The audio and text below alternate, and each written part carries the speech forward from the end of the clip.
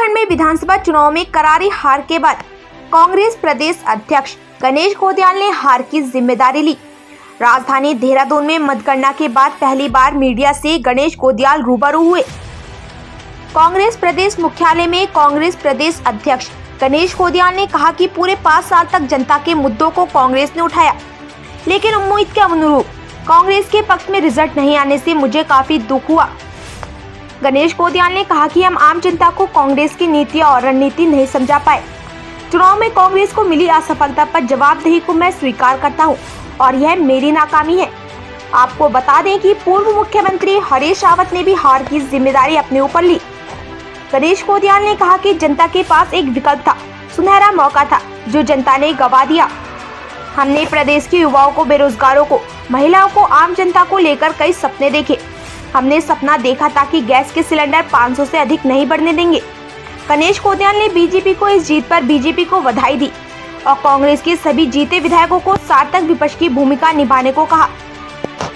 कांग्रेस प्रदेश अध्यक्ष गणेश घोटियाल ने प्रदेश की जनता का आभार जताया और कहा कि जनता ने हमारा साथ दिया, हमारे साथ जुड़े रहे, हमारी उम्मीदों को बनाए रखा।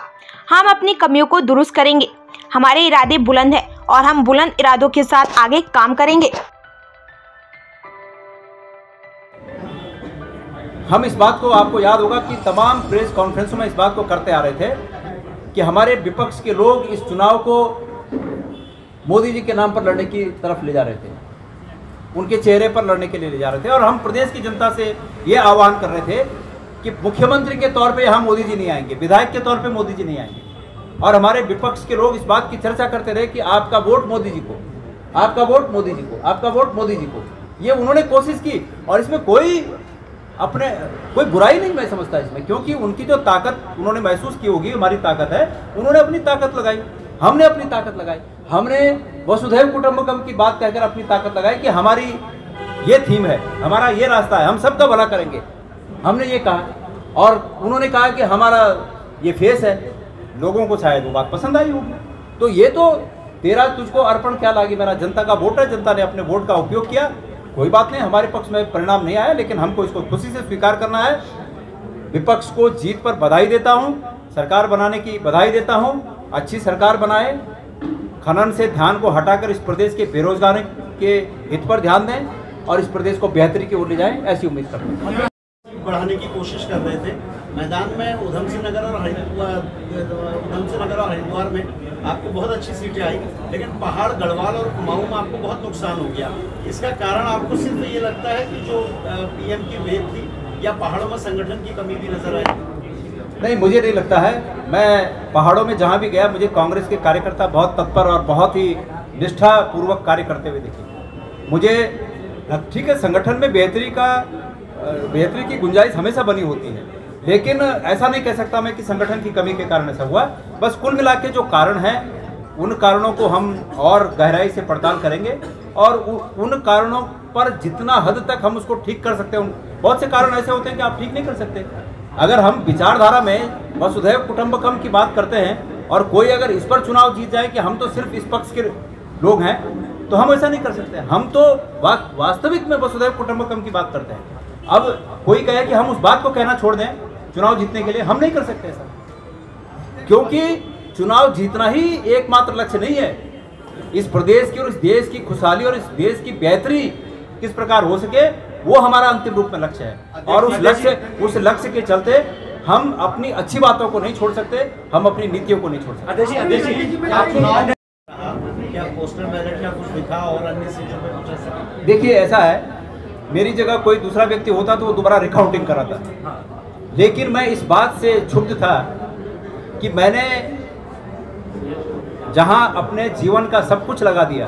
आपको बता दूं, ये गणेश घोटियाल वो व्यक्ति है जिसने मुंबई के चेंबूर नाके पर केले बेचकर, केले की रेडी लगाकर कक्षा 10 पास किया, और उसके बाद मुंबई जैसे महानगर में थोड़ा बहुत अपने को स्थापित करते और जो धन अर्जन किया था, वो आज से 25 साल पहले उस विधानसभा क्षेत्र के राठ जैसे इलाके में एक डिग्री कॉलेज बनाकर अपनी बेटियों को और अपनी बहनों को दुनिया की सबसे बड़ी ताकत, कलम की ताकत पकड़ाकर आज उन्हें मजबूत किया।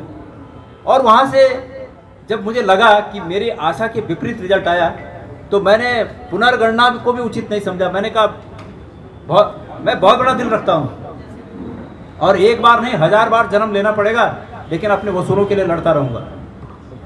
1000 बार जन्म लेके भी अपने वसूलों के लिए लड़ता रहूँगा। कोई बात नहीं, जीत और हार जीवन के पथ पे। मैंने बोला ना, जो व्यक्ति केले बेचकर 10वीं पास किया होगा, उसके बुलंद इरादों को कुचलने की, उसके बुलंद इरादों को कम करने की दुनिया की कोई ताकत नहीं है कि उसके इरादों को कम कर सके। हमारे इरादे मजबूत हैं, हमारे इरादे बुलंद हैं, हमारी सोच स्पष्ट है। मैंने कहा कि सिर्फ वसुधैव कुटुंबकम कहने की बात नहीं है, इसको जीवन में चरितार्थ करने की आवश्यकता है। गणेश गोदियाल ने उसको अपने जीवन में चरितार्थ किया है, आगे भी चरितार्थ करता रहूँगा। तो इसलिए मैं उसको पुनर्मतगणना कहूँ, मैं कहूँ कि घपला हुआ, कुछ अज्ञानता जरूर होती है चुनाव में। जैसे नोटा के बटन पे 650 वोट गए हैं, वो निश्चित रूप में मेरे वोट हैं, क्योंकि वो पहले नंबर के चक्कर में आखिरी नंबर दबा देते हैं बहुत से लोग अनजाने में। मतलब जब हम भाषणों में बोलते हैं कि पहले नंबर का बटन दबाकर हमें जिताइए, तो कुछ लोग अज्ञानता बस वो नीचे से पहला समझ लेते हैं। तो वो पहाड़ों में नोटा दबाने के लिए कोई नहीं जाता 1-2 मील चलकर। आप मानते होंगे इस बात को, कोई नोटा दबाने नहीं जाता। जिसको नोटा दबाना होगा वो जाता ही नहीं है। तो वो नोटा में जो 600 वोट पड़े वो भी मेरे वोट हैं, लेकिन कानूनी रूप से वो मेरे नहीं है। तो इसलिए ये कहना कि उसकी चीर फाड़ करना, जब मैंने देखा कि भाई मैं 200 वोट कुछ वोट ईवीएम में मैं पीछे हो गया हूँ, मैं बाहर आ गया। ठीक है, हमने अपने विपक्षियों को बधाई दी कि भाई आपको बधाई हो, आप लोग जीत गए हो।